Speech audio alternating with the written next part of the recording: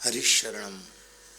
तो हम अपने जीवन में रजोगुण तमोगुण को कम करें और सात्विकता को बढ़ावें। इसलिए आहार की शुद्धि, विचारों की शुद्धि, व्यवहार की शुद्धि, ये सब बहुत अधिक आवश्यक है। 12वें अध्याय तक की चर्चा कल हो चुकी है। यहाँ से आगे की चर्चा हो रही है। रघुगण ने भरत जी से एक ही प्रार्थना की थी कि भगवान, आपने जो हमें समझाया है वो अभी ठीक से हृदयंगम नहीं हो पाया है।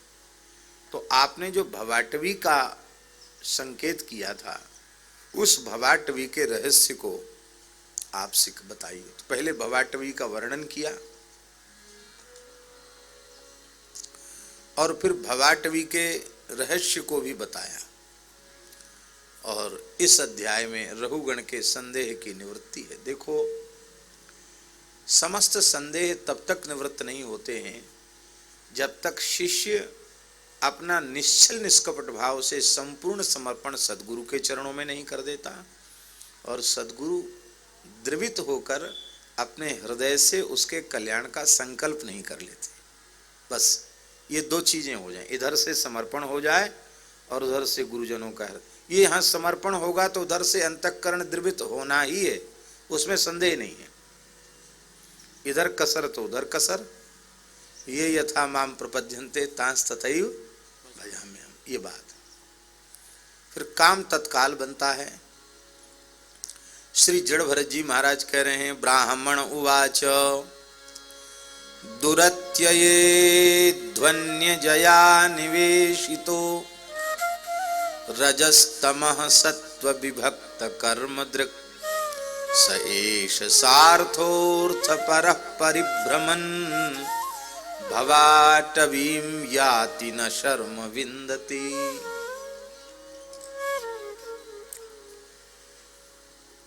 हे राजन, यह संसार अटवी है, भवाटवी।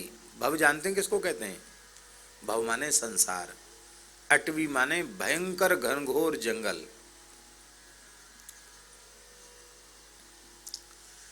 इस संसार को भव क्यों कहते हैं?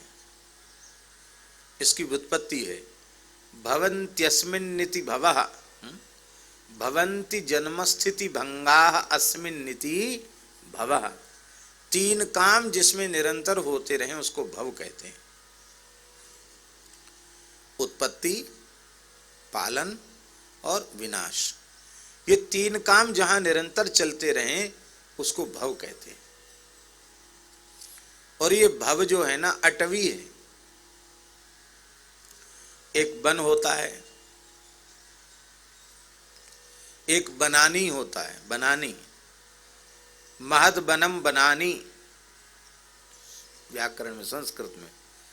बहुत घनघोर जंगल उसको बनानी कहेंगे, जंगल होगा उसको वन कहेंगे। इसी तरह से अटवी घनघोर जंगल, व्यावान जंगल, जिसमें चलने का भी मार्ग न हो, ऐसे घनघोर जंगल को अटवी कहते हैं। इस भवाटवी में यह जीव आता है आसक्ति के कारण आता है। किस चीज में आसक्ति के कारण आता है? स एष सार्थोऽर्थ परः परिभ्रमन्, अर्थोर्थ परः, सुख भोग की इच्छा, अर्थ प्राप्ति की इच्छा, इसी के लिए वो आता है। देखो, सुख भोग की कामना न होवे तो जन्म ही न होवे। सुख भोग की कामना ने ही हमें जन्म मृत्यु के चक्र में ढकेला है।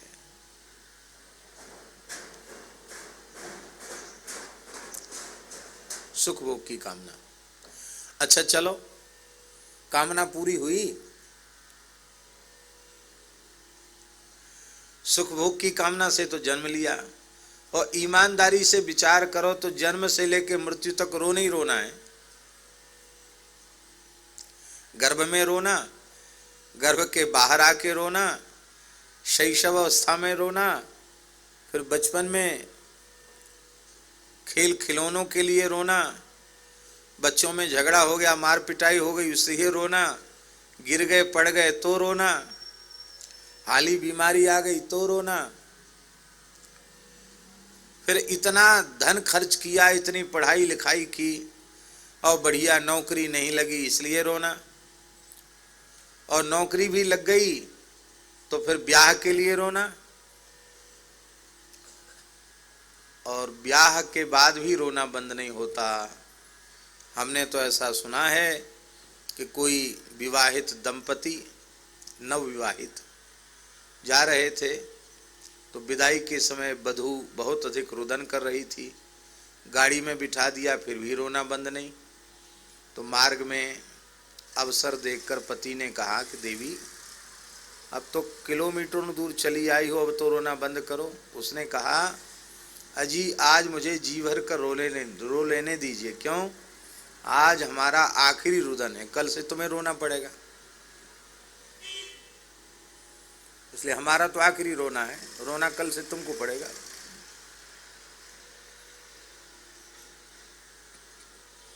फिर पुत्र पौत्र के लिए रोना, संतान नहीं, संतान हुई तो अच्छी नहीं हुई इसलिए रोना। गृहस्थ व्यक्ति पुत्री सयानी हो जाए, विवाह के योग्य हो जाए, और जहां जाए वहीं विफलता उसको मिले पिता को, तो उन घरों में देखो कितना क्लेश, कितनी अशांति होती है, कितनी पीड़ा होती है, नींद उड़ जाती महाराज। और दहेज के दानव, उनके मन में फिर भी दया नहीं आती है। ऐसी घटनाएं आज भी घट रही हैं। हर पिता चाहता है पुत्री को श्रेष्ठ घर में भेजना, पर उनके मन में तनिक भी दया का भाव नहीं है कि ये कर्ज में डूब जाएगा, इसका मकान दुकान बिक जाएगी बेटी के लिए, और फिर भी हमारा पेट तो भरना नहीं, आखिर क्या होगा इसका। ये पीड़ा पहुंचा करके लिया हुआ धन हमारे घर में कितनी सुख समृद्धि लाएगा, ये विचार करते हैं लोग। जीवन भर दुख ही दुख है।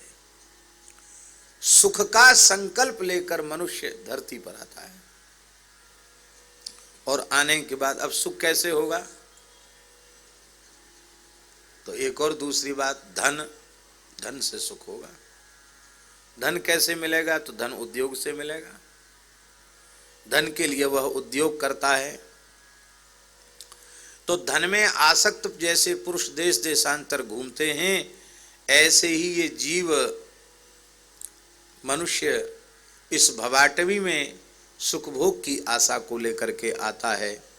और ये जो देह गेह में आसक्त पुरुष हैं ना, भोगी पुरुष, ये व्यापारियों के दल के समान हैं, इन्हीं के झुंड में ये सम्मिलित हो जाता है।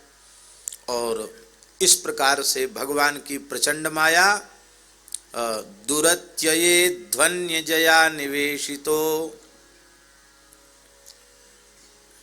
ध्यान दें, दुरत्यये ध्वन्य जया अजया, अजा माया, अजया माया, माया इसको प्रवृत्ति मार्ग में पटक देती है, डाल देती है, प्रवृत्ति मार्ग में लगा दिया।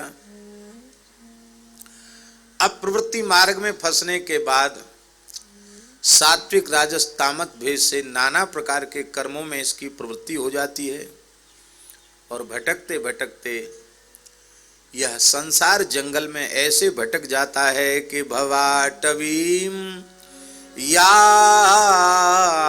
न शर्म विंदती, भवाटवीम याति, संसार रूपी घनघोर जंगल में पहुंच जाता है, लेकिन न शर्म विंदती, शर्म माने कल्याण सुख शांति उसको बिल्कुल भी नहीं मिलती, तनिक भी नहीं मिलती।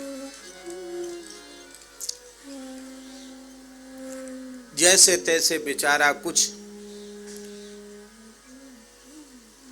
पुण्य रूपी संपत्ति अर्जित करता है,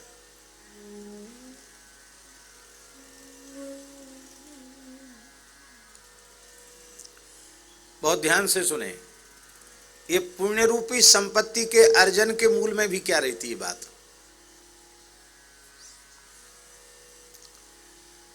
सुकृत रूपी संपत्ति के अर्जन के मूल में भी ये भावना रहती है, धर्मात अर्थः, हम जो धर्म कर रहे हैं इससे हमें अर्थ मिलेगा, धन मिलेगा।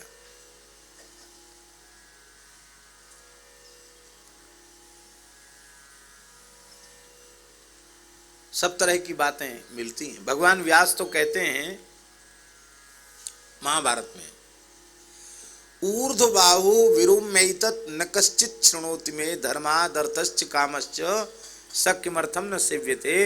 भगवान व्यास कहते हैं कि मैं अपनी भुजाएं खड़ी करके चिल्ला चिल्ला के कह रहा हूं, अरे भाई तुम लोग अर्थ और काम के पीछे पड़े हो, अर्थ और काम की पूर्ति भी धर्म से ही होगी। धर्मात् अर्थश्च कामश्च स किमर्थम न सेव्यते। उस धर्म का सेवन तुम क्यों नहीं करते हो। दान पुण्य भजन पाठ पूजा कुछ करता है वो भी धन के लिए, धन की वासना चित्त में लगी रहती है, अन्यथा नहीं मानना बड़ी विनम्र प्रार्थना है। कई बार निवृत्ति मार्ग में लगे हुए लोग भी धन की वासना से अनुष्ठान करते हैं। प्रवृत्ति वालों को तो जरूरत है ही, निवृत्ति में लगे हुए लोग भी धन की वासना से साधन करते हैं।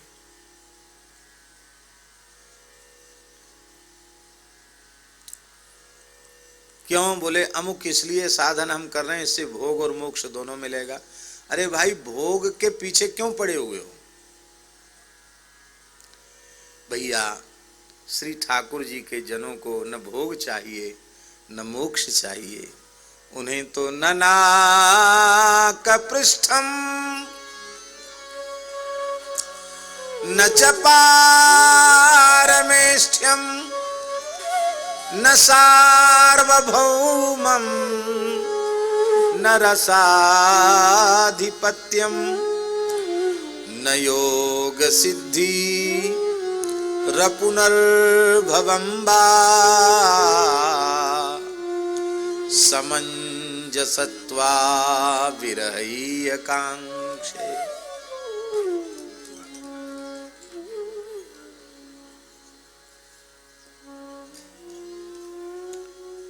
अर्थ न धर्म न काम रुचि गति न चहो निर्वाण जन्म जन्म रति राम पद यह वरदान नान।